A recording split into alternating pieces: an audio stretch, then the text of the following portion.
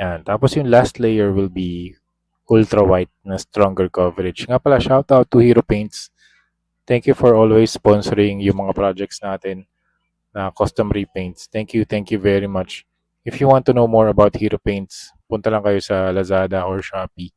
Dami nilang mga pintura like metallics, mga water-based acrylic paints, meron din silang lacquer, meron din sila for airbrush. You can also buy some maintenance liquids for maintenance ng brushes, brush cleaners, airbrush cleaners, ang dami. Dami nilang products. Gustong gusto ko yung mga paints nila kasi super vibrant. Meron pa mga fluorescent paints. Yan, ginamit ko yung fluorescent paints sa lightning effect ni Blanca. Kaya pag pag naka-flash pag ginamit niyo yung blue light dun sa fluorescent na areas, nagre-reflect siya. So going back to the process, dito ina-apply ko na yung line art using a finer brush.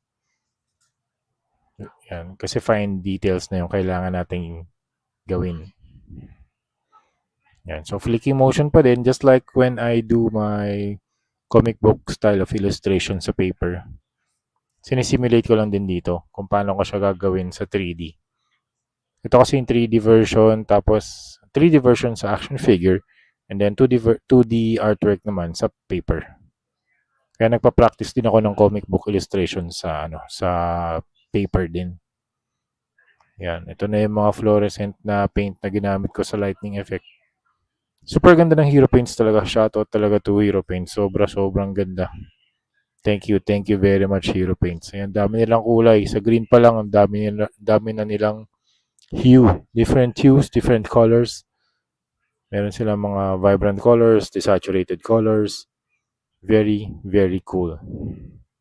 So ito na, tapos na yung ating Blanca. Ang last step na ginawa ko dito, nag-spray ako ng top coat to protect the action figure from minor paint scratches. Okay?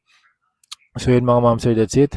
Thank you very much for watching and see you sa next video. Bye-bye.